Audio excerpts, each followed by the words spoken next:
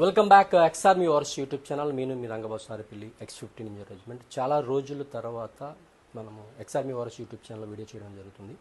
So నేను నా బిజినెస్తో busy అవ్వడం వల్ల ఏదైనా పనికి వచ్చిన కంటెంట్ మాత్రమే మన యూట్యూబ్ ఛానల్లో చేస్తున్నాము. 10 మంది ఎక్స్-సర్వీస్మెన్కి వాళ్ళ యొక్క ఉపయోగానికి మన వీడియో చాలా ఉపయోగపడాలనే ఒక ఉద్దేశంతో ప్రకారమే ఈ వీడియో చేయడం జరుగుతుంది. ముఖ్యంగా ఇప్పుడు ఆంధ్రప్రదేశ్ 2024లో కంప్లీట్గా ఒక పొలిటికల్ వెదర్ అయితే కంప్లీట్గా చూస్తున్నాం. రోజు మనం డిజిటల్ మీడియాలో ఎలాగైతే జంప్ అప్ అవుతున్నారో పెద్ద పెద్ద నాయకులు, ఆ పార్టీ నుంచి ఈ పార్టీ నుంచి ఇలాగ ప్రతిరోజు మనం చూస్తున్నాం. సో ఇక్కడ మనము ఈరోజు ఒక వీడియోలో ముఖ్యమైన విషయం ఏంటి మనము డిస్కస్ చేస్తున్నామంటే, ఏ పార్టీ వచ్చినా, సో వైఎస్ఆర్సీపీ కానీ టీడీపీ జనసేన కానీ ఏది వచ్చినా కానీ ఎక్స్-సర్వీస్మెన్కి యూజ్బుల్ పార్టీ ఏది. సుమారు నాకున్న నాలెడ్జ్ ప్రకారం అయితే విశాఖపట్నంలో 15,000 మంది పైగా ఎక్స్-సర్వీస్మెన్స్, 5,000 మంది పైగా సర్వీస్ పర్సన్స్, 15,000 ఇంటూ వాళ్ళకి డిపెండెంట్స్, ఇలాగా చూసినట్లయితే మినిమం 70,000 డిఫెన్స్ ఫ్యామిలీస్ అయితే ఒక్క విశాఖపట్నంలో ఉన్నారు. ఇంకా ఎక్కువ ఉండొచ్చేమో. సో మాకు తెలిసిన నాలెడ్జ్ ప్రకారం అయితే ZSW యొక్క ఇచ్చిన గణాంకాల ప్రకారం, సో ఒక డిస్టిక్లో ఇంతమంది ఉన్నప్పుడు ఒక స్టేట్ మొత్తం మినిమమ్ ఒక 90,000 మంది ప్లస్ వాళ్ళ డిపెండెంట్స్ ప్లస్ సర్వీస్ పర్సన్స్, ఇలా విధంగా చూసుకుంటూ వెళ్తుంటే మాజీ సైనికులు ఇక డిఫెన్స్ పర్సన్స్ అండ్ సివిలియన్స్ అందరితో కలిపితే మినిమం 10 లక్షల ఓటింగ్ బలం ఉన్న ఆంధ్రప్రదేశ్. మీరు మాజీ సైనికులు చాలా తక్కువ కంపేర్ చేయొద్దు, 10 లక్షలు ఉన్న ఓటింగ్ బలం ఉన్న మాజీ సైనికులు. సో ఇలాంటి మాజీ సైనికులు, సో తెలంగాణలో మనం చూసి ఉన్నాం, మాజీ సైనికులు అందరూ ఒక యూనిటీగా మనం ఒక గవర్నమెంట్కి సపోర్ట్ చేయాలి. ఒక గవర్నమెంట్ని సపోర్ట్ చేస్తే మనం 100%గా గెలిచిన తర్వాత వాళ్ళు మన డిమాండ్, మనకి ఏదైతే డిమాండ్ ఇస్తారో వాళ్ళు 100%గా మనం ఫుల్ఫిల్ చేయవచ్చు అని వాళ్ళందరూ యూనిట్గా. సో తెలంగాణ గవర్నమెంట్ ఎలక్షన్ వచ్చింది, కాంగ్రెస్ గెలిచింది, అందరూ తెలిసిన విషయమే. సో ఇప్పుడు డిస్కషన్ వేడి టోటల్ ఇండియా మొత్తం, ఎన్ఆర్ఏ పార్టీ కానించి ఆంధ్రప్రదేశ్ మొత్తం, ఇండియా మొత్తం ఆంధ్రప్రదేశ్ ఎలక్షన్ మీద చాలా టార్గెట్ చేస్తున్నాయి. ఈ ఆంధ్రప్రదేశ్ ఎలక్షన్స్ ఏంటి, వేడి వాతావరణం. ఒక పక్క నుంచి జనసేన టీడీపీతో, ఒక పక్క వైఎస్ఆర్సీపీ టికెట్స్ చేంజెస్, ఇలా చూస్తుంటే ఎలాగని సరే వై నాట్ 175 జగన్మోహన్ రెడ్డి గారు అంటున్నారు. ఒక పక్క నుంచి ఈసారి టీడీపీ జనసేన పోతున్న వీళ్ళు అంటున్నారు. సో వీళ్ళిద్దరు సమరంలో మాజీ సైనికులు యొక్క పరిస్థితి ఏంటి? సో ఎవరైతే వీడియోని చూస్తున్నారో మొట్టమొదటిగా అయితే మీరు షేర్ చేయండి, లైక్ చేయండి, సబ్స్క్రైబ్ చేయండి. X-army wars YouTube channel, content ఉండే ఛానల్.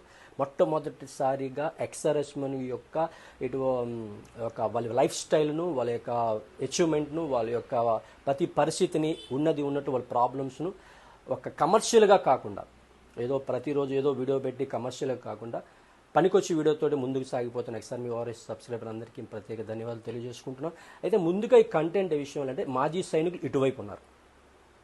సో మాజీ సైనికులు ఏదో ఒక సైడ్ 1% అండ్ 2% ప్రభావితం చేయగల శక్తి, అంత ఓటింగ్ బలం మాజీ సైనికులు. సో ఈ వీడియో చూస్తున్న ప్రతి మాజీ సైనికుడు కొంచెం గమనించండి. మనకున్న ప్రాబ్లమ్స్ మాజీ సైనికులు ప్రత్యేకంగా చాలా బల్ల గుద్దవలసిన ప్రాబ్లమ్స్ మనకి ఎన్రోల్మెంట్.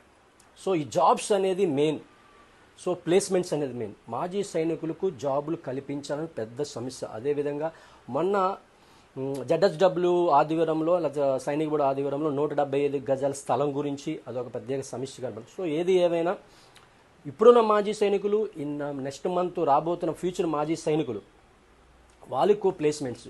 సో 100% ఏ గవర్నమెంట్ అయితే మనకు ప్లేస్మెంట్ని 100%గా మనకిస్తుందో, అదేవిధంగా ఈ కార్పొరేషన్ వాయిస్ కూడా చాలా గట్టిగా వినిపిస్తుంది. మాజీ సైనికులు మేమే ప్లేస్మెంట్ ఏర్పరచుకుంటాం, మా కార్పొరేషన్ మాకు ఇవ్వండి, మా కార్పొరేషన్ ఎక్స్-సర్వీస్లో కార్పొరేషన్. ఎందుకంటే SC, ST, BC అన్ని జాతులకు ఒక కార్పొరేషన్ ఉంది, మనకు మాత్రం లేదు.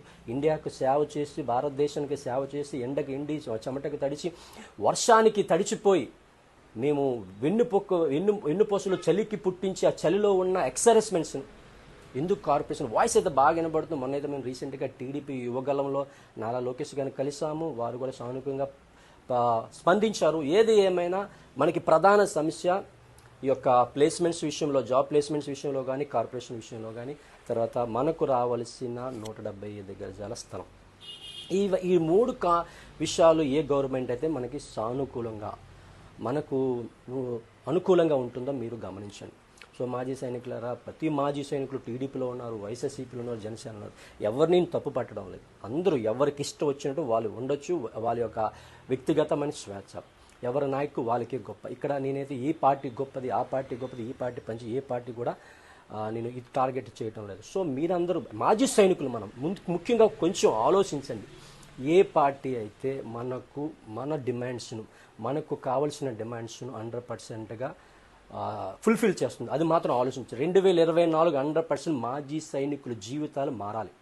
మనకే కాదు, ఆల్రెడీ ఎంతోమంది ఈ యొక్క ప్లేస్మెంట్ లేక వాళ్ళ ఏజ్ అయిపోయిన తర్వాత దేనికి పనికి రాకపోవడం వల్ల సెక్యూరిటీ గార్డ్స్లోను, తర్వాత చాలా తక్కువ pay scale security guards life అంతా దేశం కోసం వాళ్ళు సాక్రిఫైస్ చేసిన తర్వాత సరైన ప్లేస్మెంట్స్ లేక వాళ్ళ జీవితాలు నాశనం. కానీ రాబోతున్న తరానికి మాత్రం ఆ విధంగా అవ్వకూడదు. సో 2024 చాలా చాలా చాలా important elections for X-servicemen. Please మీరు దయచేసి ఆలోచించండి. ఎక్స్-సర్వీస్మెన్ సహోదరులారా, మీరు 100%గా ఒక యూనిటీగా ఒక తాట మీద వచ్చి మీరు 100%గా ఎవరైతే మనకు కంప్లీట్గా ప్లేస్మెంట్ ఇస్తారో, కంప్లీట్గా మనకు కార్పొరేషన్ ఇస్తారో, కంప్లీట్గా 175 గజ స్థలాన్ని మనకి ఇవ్వగల శక్తి గల పార్టీ ఏదో మీరు ఎన్నుకోండి.